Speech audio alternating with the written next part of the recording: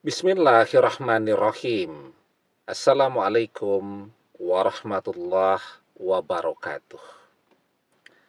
Bapak-bapak, ibu-ibu, mas-mas, mbak-mbak, khususnya adik-adikku sekalian yang dirahmati Allah dimanapun Anda berada. Kembali di IIP Channel bersama saya, IIP Wijayanto.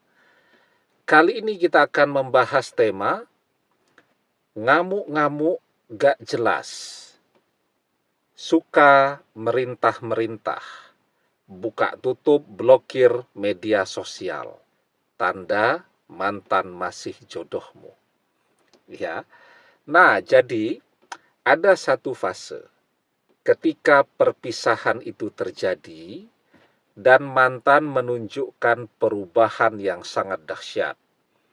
Dari sabar jadi pemarah, ngamuk-ngamuk gak jelas emosional, ya.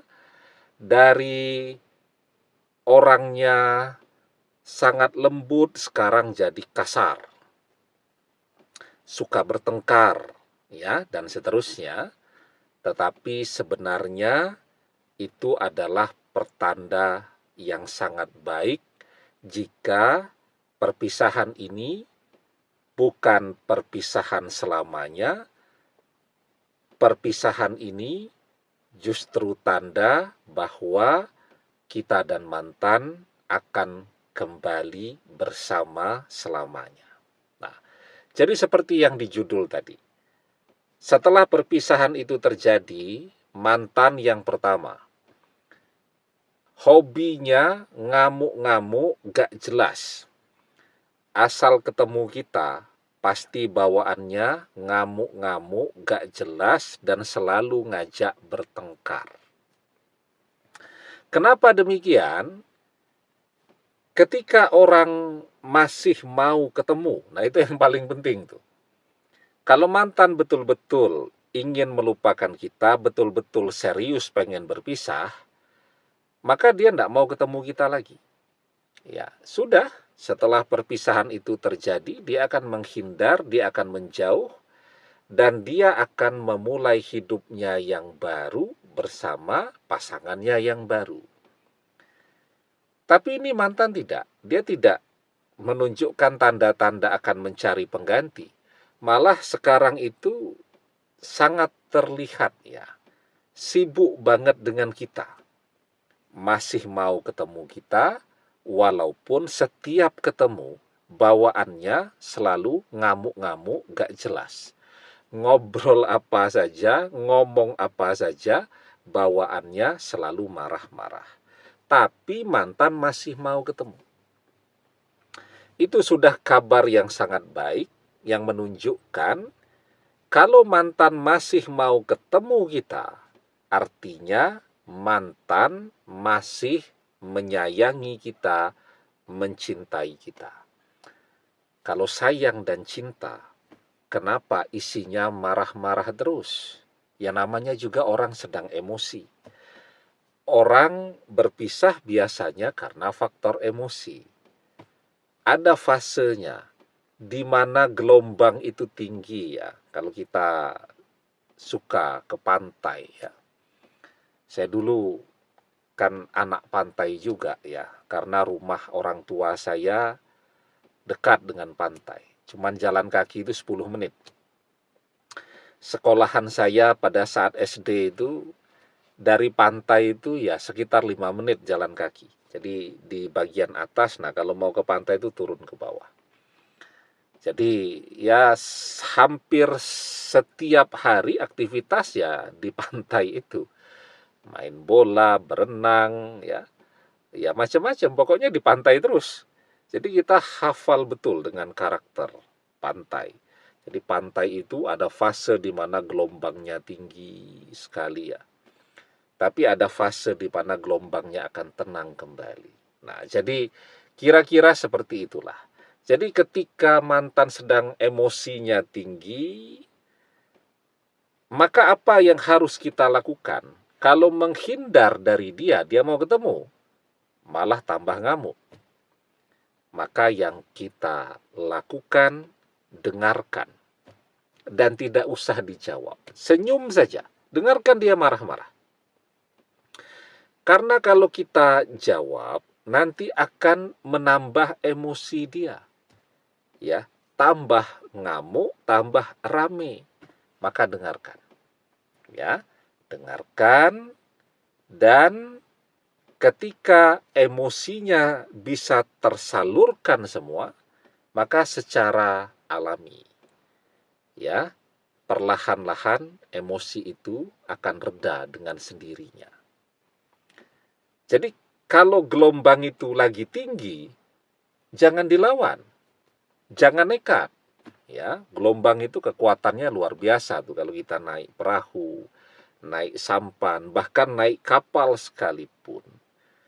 Ya, itu orang bawa perahu itu tahu persis tuh kalau gelombang itu tentu tidak dia ambil vertikal seperti ini, tapi dia susuri itu. Ya, dia cari itu di mana celahnya gelombangnya yang paling rendah.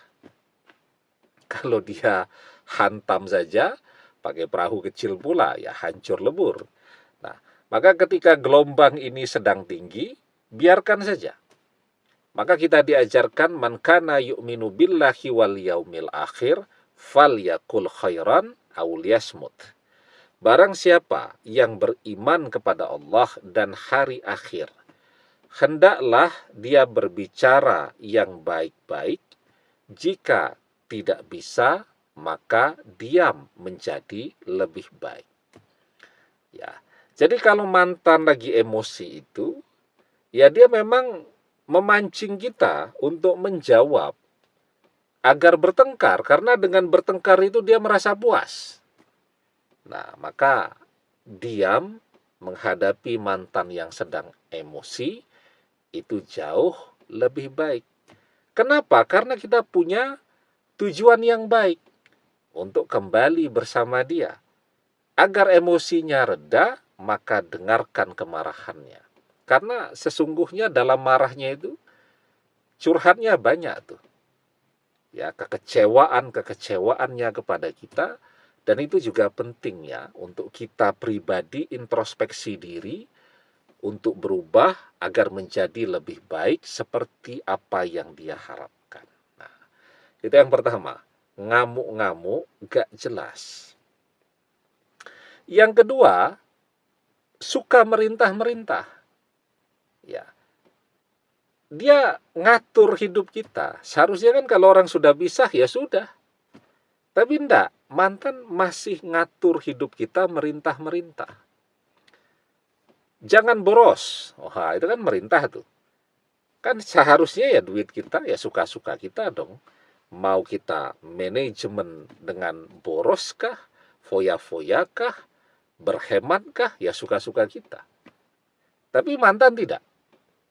Dia suka merintah-merintah. Jangan pulang kemalaman. Ya. Dan seterusnya. Jangan begadang terus. Ya. Kalau hujan enggak usah nerobos gitu. Nah, jadi sukanya merintah-merintah. Nah, itu menunjukkan bahwa sebenarnya di balik pesan yang dia sampaikan dengan keras itu tadi, dia perhatian. Dia tidak mau kita boros ya agar kita punya tabungan, ya. Dia tidak mau kita kehujanan. Nah, karena itu jangan nerobos. Kalau kehujanan nanti tidak meriang, ya. Dan seterusnya. Jadi di balik merintah-merintahnya itu, kalau kita dengarkan dengan jernih, di situ ada pesan cinta yang sangat kuat. Dia perhatian, dia sayang. Ya, walaupun caranya dia menyampaikan dengan keras itu tadi. Kenapa dia memilih cara yang keras itu? Ya biar tidak ketahuan kalau dia masih sayang. Nah, kenapa begitu ya? Karena gengsi kan, baru pisah ya tentu. Modenya harus kelihatan mode keras dulu kan gitu. Dan yang ketiga nih, ketika mantan ini masih jodoh kita, buka, tutup, blokir, media sosial. Nah, itu yang paling penting tuh. Kalau mantan memang pengen melupakan kita, dia akan memblokir terus media sosial kita, nomor telepon kita. Kalau mantan masih mencintai kita, tapi dia betul-betul ingin melupakan kita, maka akan dia blokir terus. Kenapa dia blokir terus? Kalau dia buka blokirnya, dia takut jatuh cinta lagi, maka dia blokir terus. Tetapi mantan yang buka tutup blokir media sosial, itu menunjukkan bahwa dia sendiri galau. Dia bingung apakah mau lanjut pisah ataukah mau balik. Tapi ketika dia buka tutup blokir media sosial, itu menunjukkan keinginannya untuk balik jauh lebih besar daripada keinginannya untuk berpisah. Jadi kalau ada 3 tanda ini, sesungguhnya mantan masih jodoh. Kenapa masih jodoh? Karena ketiga tanda ini menunjukkan bahwa mantan masih cinta, masih mau ketemu walaupun isinya marah-marah. Kenapa marah? Ya biar kelihatan tidak cinta, kan gengsi. Kalau harus lemah lembut di depan kita.